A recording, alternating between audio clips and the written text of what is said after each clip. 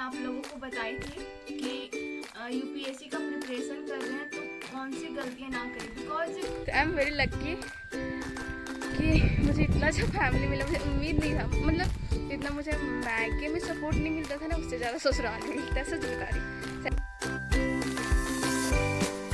Hello everyone, welcome to my new blog. और मैं पुष्पलता आप लोगों के सामने फिर से आ चुकी हूँ एक नए ब्लॉग लेकर, एक नए तजुर्बे के साथ। और आज मैं फ़िलहाल बैठे बैठे स्टार्ट की हूँ वीडियो ब्लॉगिंग, बिकॉज देखिए यहाँ पे अभी श्वेता क्या लेके आए। आप गैस करके बताइए कि ये है क्या। अभी मम्मी कंफ्यूजन में पड़ गए थे। आप लोग बताइए क्या है ये। और फिलहाल मैं न्यूज़पेपर भी कवर कर रही थी, अभी जस्ट ओपन की थी श्वेता है। और इधर देखिए खाना भी बन रहा है, खाना भी बना रही थी। तो चलिए, आज मैं ब्लॉगिंग बहुत सुबह स्टार्ट कर दी हूँ, तो आप हमारे ब्लॉग में कंटिन्यू बने रहिए। तो फिलहाल अभी मैं रिवीजन कर रही थी इकोनॉमिक्स का, और उसमें पढ़ रही थी रेपो रेट के बारे में। तो चलिए मैं आप लोगों को बताती हूँ कि रेपो रेट है क्या। तो जैसे बैंक है, जैसे एसबीआई बैंक है, तो वो अगर आरबीआई से ब्याज लेती है, ऋण लेती है, सॉरी ब्याज नहीं, ऋण लेती है, तो ऋण लेने के बाद उसे जो ब्याज देना पड़ता है आरबीआई को, उस ब्याज दर को ही रेपो रेट कहा जाता है। तो फिलहाल इसी तरीके से मैं रिवीजन कर रही थी, और बहुत कुछ है, तो ये थोड़ा शॉर्ट में था तो थोड़ा शॉर्ट में बता दी। तो जैसा कि मैं आप लोगों को बताई थी कि यूपीएससी का प्रिपरेशन कर रहे हैं तो कौन सी गलतियां ना करें, बिकॉज हमें ये तो पता है कि हमें क्या करने हैं, बट ये नहीं पता होता कि हमें क्या नहीं करने हैं। मैं सबसे पहले बात करूंगी एवरीडे आंसर राइटिंग। ऐसा जरूरी नहीं है कि हमें कोई क्वेश्चन मिल रहा है तभी आंसर राइटिंग कर रहे हैं। जो भी हम पढ़ रहे हैं उसको लिख दे, सर जो भी समझा है उसे हमें लिख देने हैं। मतलब एवरीडे हमें कॉपी में 3-4 पेज लिखने ही लिखने हैं वाक्य के रूप में। दूसरा है हमारा सिलेबस हमें रेगुलर देखने हैं, प्री का भी और मेंस का, प्री मेंस दोनों का सिलेबस हमें देखने हैं। हमें हमारे टेबल पे होने चाहिए सिलेबस। अब मैं तीसरा टिप की बात करूंगी, प्रीवियस ईयर क्वेश्चन पेपर। क्योंकि बहुत सारे लोगों में होता है कि वो प्रीवियस ईयर क्वेश्चन पेपर रखते नहीं, वो सोचते हैं कि अभी तो मैं स्टार्ट ही किया हूँ, क्या करूँगा प्रीवियस ईयर क्वेश्चन पेपर देख के। तो हमें हमेशा प्रीवियस ईयर क्वेश्चन पेपर देखने हैं और रिलेट करके पढ़ने कि इसमें ये पूछा गया है, अब हमें क्या पूछा जा सकता है। और चौथा गलती लोग करते हैं, बहुत सारे रिसोर्सेस रख लेते हैं। मतलब ये जैसे मैं कहीं ऑनलाइन क्लास कर रहे हैं वहाँ का भी रिसोर्स रख लिए, या फिर ऑफलाइन क्लास कर रहे हैं वहाँ का भी रिसोर्स रख लिए, या फिर यूट्यूब से पढ़ रहे हैं वहाँ का भी रिसोर्स रख लिए। तो हमें ऐसे नहीं करने, हमें रिसोर्सेस लिमिट रखने हैं। क्योंकि लोग बहुत सारे संस्थान से जुड़ जाते हैं, बहुत सारे कोचिंग में क्लासेस ले लेते हैं, तो कुछ यहाँ से करते हैं, वही टॉपिक को कहीं और से करते हैं, एक ही टॉपिक को फिर कहीं और से करते हैं। तो उससे क्या होता है ना कि हमारे दिमाग भटक जाता है, कोई कुछ और बता रहा है, कोई कुछ और बता रहा है, तो हम डिसाइड नहीं कर पाते कि हमें आखिरकार लिखने क्या है। तो हमें एक ही चॉइस रखने हैं, मल्टीपल चॉइस नहीं रखने हैं। सबसे फाइनल एंड सबसे इम्पॉर्टेंट टिप है ये, बिलीव इन योर सेल्फ।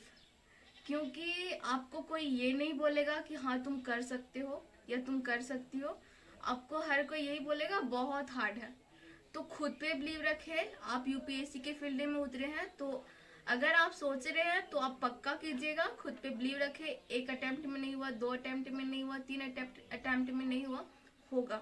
बस मेहनत करते रहिए, जरूर होगा। खुद पे विश्वास रखिए। खुद पे विश्वास जिस दिन से छोड़ दीजिएगा, उस दिन से जो आप अधिक भी पढ़िएगा ना, तब भी आपको लगेगा कि नहीं शायद मेरे से नहीं होगा, मेरे से नहीं होगा। तो जितना भी पढ़े होंगे वो सारा कुछ काम का नहीं रहेगा। तो खुद पे बिलीव रखें।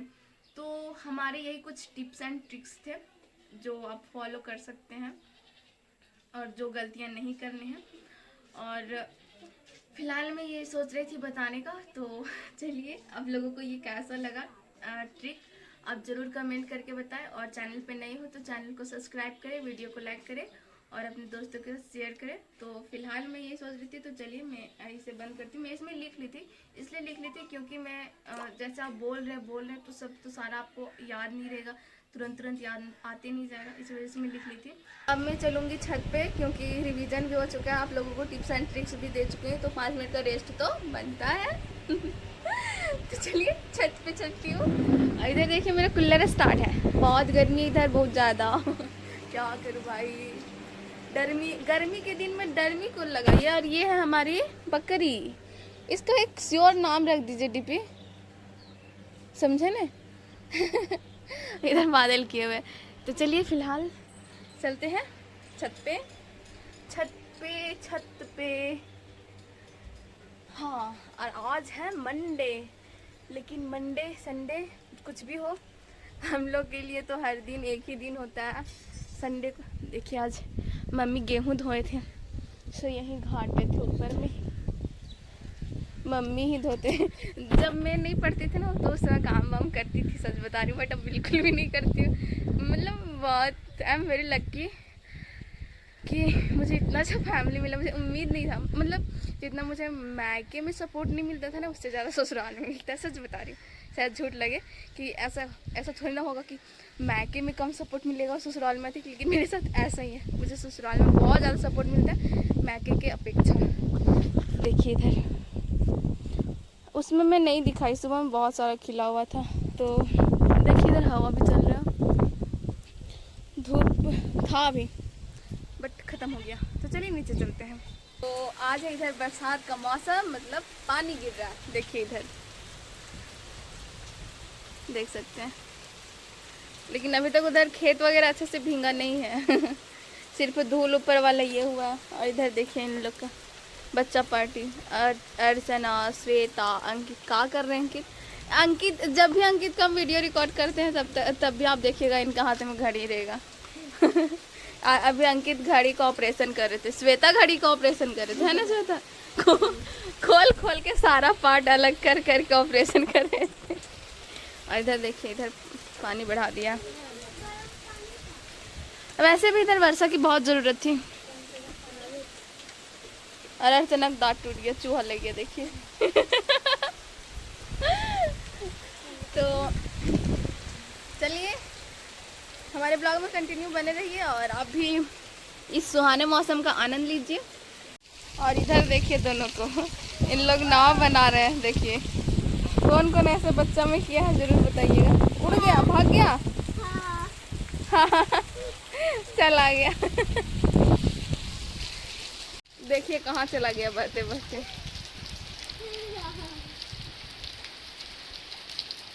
सात समुंदर पार करके जा रहा है अपने राह की ओर। दोनों मिल गए। चला गया, जा। आप देख सकते हैं इधर पानी गिर रहा है और उधर देखिए, उधर सूर्य दिख रहा है। इधर पानी भी गिर रहा है, पानी बह भी रहा है, गिर भी रहा है, और उधर सूर्य दिख भी रहा है। देखिए जब हम लोग बच्चे थे उसमें बोलते थे कि कौवा का बारात आएगा, है ना, आप लोग बोलते ना अभी। हाँ। देखिए कौवा कौवा भी आ गया। कौवा ऐसे बोलते थे, आंधी आया, पानी आया, कौवा के बारात आया। देखिए पूरा दिख रहा है। जीवन के मुक्ति है, देख सकते हैं इधर का नजारा, चांद तारों में नजर आए चेहरा तेरा। सो फाइनली अब मैं आ चुकी हूँ किचन में, और किचन में देखिए क्या ली हूँ। ये है आम, जिसका मैं बनाने वाली हूँ अमझोरा, और वो भी रात के समय में। हम लोग को अभी खाने का मन कर रहा है तो अमझोरा बना रही हूँ फिलहाल। इसका ऊपर का जो गैस पे पकाई थी तो ऊपर में जल गया है, तो इसका ऊपर वाला भाग हटा दूंगी और अंदर वाला इसका अमझोरा बना दूंगी। मेरा अमझोरा बन के तैयार है, देख सकते हैं इधर। ये थोड़ा ब्लैक ब्लैक लग रहा होगा ऊपर में, क्योंकि थोड़ा सा सूखा हुआ मिर्च मतलब भून के गैस पे ही डाली हूँ, और थोड़ा सा उसका जो भाग रह गया था, जैसे देखिए उसका जो काला काला था वो, इसी वजह से ऐसा लग रहा है। इसको थोड़ा अलग कर देंगे ऊपर वाला। और इधर है चटनी, इधर है चावल बनाए आज। तो फिलहाल तो खाना रेडी है, तो आइए फटाफट से आप लोग खा लीजिए। और इधर देखिए मम्मी कितना सारा आम लेके आए हैं।